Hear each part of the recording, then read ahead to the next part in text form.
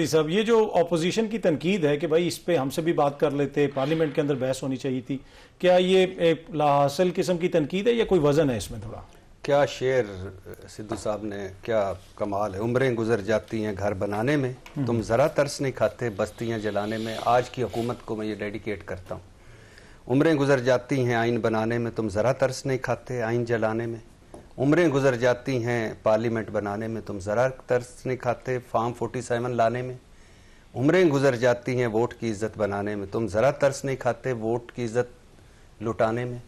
उम्रें गुजर जाती हैं बुनियादी हकूक़ बनाने में, तुम ज़रा तरस नहीं खाते मुखालफों को दीवार में चुनवाने में। कमाल शेर है, कमाल। पहली बात तो ये कि शायर कौन है वैसे जिसका? ये इरशाद भट्टी।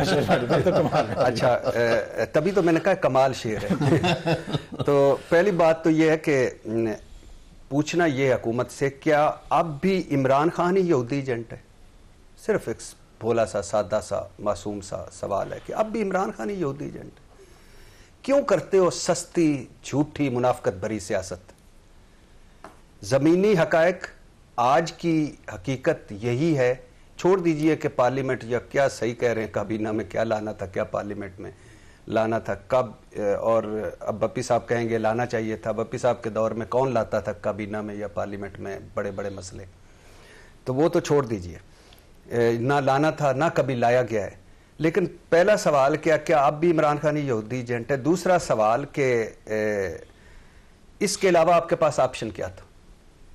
कोई ऑप्शन नहीं था। ये छोड़, बोर्ड ऑफ ट्रंप साहब का जो बोर्ड ऑफ पीस है, ये ट्रंप साहब के होने तक है, जिसके ताहयात चेयरमैन ट्रंप साहब हैं। सदर, अमेरिका का सदर नहीं, ट्रंप साहब। और ये जब तक ट्रंप साहब है, ये अक़वाम मुत्तहिदा के एक मुतवाज़ी उन्होंने न्यू वर्ल्ड आर्डर, ये क्योंकि इस वक्त ट्रंप वर्ल्ड है, ट्रंप लॉ है, ट्रंप की दुनिया है, ट्रंप की ताकत है। बाकी सारे यूरोप, नेटो, चीन, रूस, ये इखलाकियात, असूल, मंतक सब खब्बी दिखा के सज्जी मारते हैं, दिमाग की दही बना देते हैं ट्रंप साहब। तो एक तो ये है कि ये ग्राउंड रियलिटीज़ यही थी कि आपको शामिल होना था। अब फिर दूसरा ये है कि पूरी आपकी मुस्लिम उम्मा सो कॉल्ड वो भी शामिल हो गई, फिर भी शामिल होना। तीसरा ये कि अगर आप ना होते तो क्या तीर मार लेते, कोई बोर्ड ऑफ पीस ने टूट जाना था।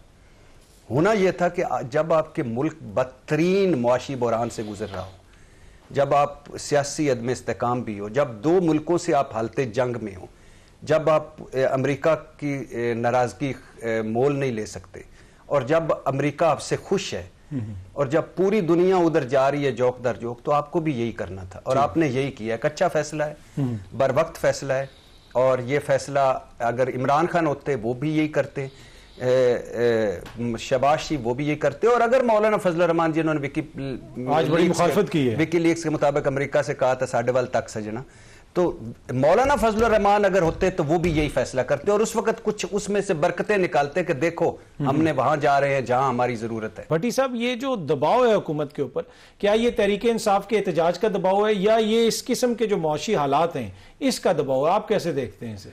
एक माजरत, एक बड़ा मुझे अच्छा लगा स्क्रीन पे आज देखते हुए कि ट्रंप साहब और शहबाज शरीफ साहब साथ साथ बैठे थे, वो जो साइन हो रहे थे बोर्ड ऑफ पीस, उसमें शहबाज शरीफ साहब ने ट्रंप साहब के को करीब किया, कान में बात की और सामने इशारा किया। सामने हमारे फील्ड मार्शल साहब बैठे हुए थे, और फिर ट्रंप साहब ने थम्स अप किया। तो मुझे एज ए पाकिस्तानी खुशी हुई कि वरना तो हमारे वो जो एक, मुझे याद है जरदारी साहब का पहला दौरे सदारत, वो जो मशक़ वुस्ता का वो जो नुमाइंदा था ना, वो उसके पीछे हाथ बांध के हमारा सदर इस तरह खड़ा हुआ था। और रेमंड डेविस याद है कि अपोजिशन, हुकूमत, उस वक्त की एस्टेब्लिशमेंट सारी अदालत में बैठी हुई थी कि रेमंड डेविस को रवाना करना है, और बाकी सारा। जहाँ तक इस बात का तल्लुक है, देखें जी, इसमें कोई शक नहीं कि इमरान खान इस वक्त पाकिस्तान के मकबूल तरीन सियासतदान है। पाकिस्तान तहरीक इंसाफ इस वक्त सबसे बड़ी जमात है और मकबूल तरीन जमात है। 3 साल में जो कुछ उनके साथ हुआ है वो भी सामने है, और इमरान खान साहब की रिहाई और बाकी सारा वो कई मरतबा मैं और आप बात कर चुके हैं कि कोई बैरूनी दबाव पड़े वो पड़ नहीं रहा, कोई अंदरूनी दबाव, लाखों लोग निकलें वो निकल नहीं रहे, अदालतें रिलीफ दें वो दे नहीं रही, इमरान खान एक कदम पीछे हटें वो हट नहीं रहे, इस्टेब्लिशमेंट की पॉलिसी ज़ीरो टॉलरेंस की चेंज हो नहीं रही। तो वो तो है। हुकूमत पे जो सबसे बड़ा दबाव है वो हुकूमती governance, performance, mismanagement, bad management का है। हुकूमत इस वक्त बदतरीन मुआशी बहरान है। ये तो खुशखबरी आप सुनाते हैं कि हम दिवालिया से वापस आ गए, बिल्कुल ठीक है, 23-24 मरतबा IMF के आप पास जा चुके हैं। हम हर 5 साल बाद दिवालिया से वापस आते हैं, फिर जाते कहाँ हैं? फिर उसी दिवालिये पे जाते हैं। रिकॉर्ड कर्जा लिया है पिछले 6 माह में, जो 29% ज्यादा है पिछले साल की निस्बत। UNDP कह रही है $17.25 अरब जो आप तबका अशराफिया को सहूलतें मराद देते हैं उसको खत्म करें।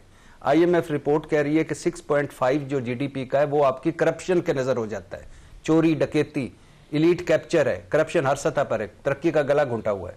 वर्ल्ड बैंक और IMF ने आपको 6 जंगजदा मुल्कों की फहरिस्त में रखा हुआ है। चौथा बदतरीन पासपोर्ट है। रियल स्टेट जमीन पे, यानी रियल स्टेट वाले रो रहे हैं, ज़राअत किसान रुल गए हैं, इंडस्ट्री आपने अभी सुनाया, इंडस्ट्री औरंगजेब साहब मान चुके हैं कि कंपनियां बाहर जा रही हैं। आसन इकबाल साहब कह चुके हैं कि 28 साल पहले हम जिस मकाम पर थे बड़ी ढिठाई के साथ उसी मकाम पर खड़े हैं। तो हुकूमत डिलीवर नहीं कर पा रही। इसकी वजह सियासी अदम इस्तेकाम है या इसकी वजह इनके पास कोई पॉलिसी, कोई रोड मैप, कोई विजन नहीं है? इसकी वजह दहशतगर्दी की लहर है? इसकी वजह इनकी बुरी पॉलिसियां हैं? इसकी वजह हम जो हमारे खित्ते के हालात हैं। भट्टी साहब, ये जो बड़े बड़े मंसूबे हैं, इलेक्ट्रिक बसें, अब तो इलेक्ट्रिक पेट्रोलिंग व्हीकल्स भी दी जा रही हैं पुलिस को, पंजाब में खूबसूरती आपको नजर आ रही है, तो ये सारी चीजें जो हैं ये कुछ तो बताती हैं ना कि कुछ चीजें बेहतर हो रही हैं। सर ये तब होगा जब इसका ऑडिट होगा, नंबर 1। नंबर 2, मुझे बताएं कि बसें चल रही हैं, रोड बन रहे हैं, बहुत अच्छी बात है, हर सतह पे होना चाहिए, लेकिन मुझे बताएं कि मुझे मेरी बिजली सस्ती हुई है, मेरा घर का किचन मैं चला पा रहा हूँ, तनख्वाहदार तबके पे जो 36 डायरेक्ट और 70 किस्म के इनडायरेक्ट टैक्स हैं, वो जो हुकूमती अखराजात हैं, वो हर 15 दिन बाद शहबाज शरीफ साहब बाहर होते हैं, जरदारी साहब अपनी मौजें कर रहे हैं, तबका अशराफिया इलीट हुक्मरान मौजें कर रहे हैं। गरीब के घर में क्या तब्दीली आई है? नीचे वो मैंने एक मरतबा कहा था ना कि ये जो ऊपर दावे हो रहे हैं, ऊपर ऐलान हो रहे हैं, ऊपर सारी चीज़ें हो रही हैं और हमें खुशखबरियां सुनाई जा रही हैं कि खुशहाली आ गई, तरक्की आ रही है। ऐसे ही है कि एक बंदा चिंगम खा रहा हो, चबा रहा हो, तो नीचे मैदा कह रहा हो कि उत्ते कोई खाई जाए चीज जा रही है, थल्ले नहीं आ रही। थल्ले कदों आएगी? 5% का ये मुल्क है, उनकी तरक्की हुई है। अभी एक शाही शादी हुई, उसमें आपने देखा, अगर मरियम नवाज साहबा वजीर आला ना होती, अगर शहबाज शरीफ वजीर आजम ना होते, नवाज शरीफ साहब 3 दफा के वजीर आजम ना होते, तो मैं मुबारकबाद देता, कभी भी बात नहीं करता। लेकिन जब आप हुक्मरान होते हैं तो आपकी रिस्पॉन्सिबिलिटी होती है कि जहां महरूमियां हो, खुदकुशियां हो रही हों, जहां भूख नंग हो, वहां थोड़ा सा एक स्टेप पीछे हट के आपको कुर्बानी देने पड़ती है अपनी ख्वाहिशों की। लेकिन 5% में सब कुछ है, 95% के लिए ये मुल्क आज भी जहन्नम है। हुकूमत को कोई दबाव नहीं है, सारा कुछ उन्होंने कंट्रोल कर लिया। अदलिया, मीडिया, अपोजिशन, अपना सबसे बड़ा दुश्मन भारत, ट्रंप साहब खुश। प्रॉब्लम है डिलीवर करने का, प्रॉब्लम है गवर्नेंस का, प्रॉब्लम है परफॉर्मेंस का, वो नहीं हो पा रहा। और मेरी ख्वाहिश है एज ए पाकिस्तानी कि वो ये करें, क्योंकि इसके बाद हमारे पास ऑप्शन कोई नहीं है। क्या करेंगे? वंडर बॉय आ जाएगा, वो क्या कर लेगा? कौमी हुकूमत बन जाएगी, फिर क्या होगा? तो ये अगले 5-6 महीने बड़े इंपॉर्टेंट है मुल्क के लिए।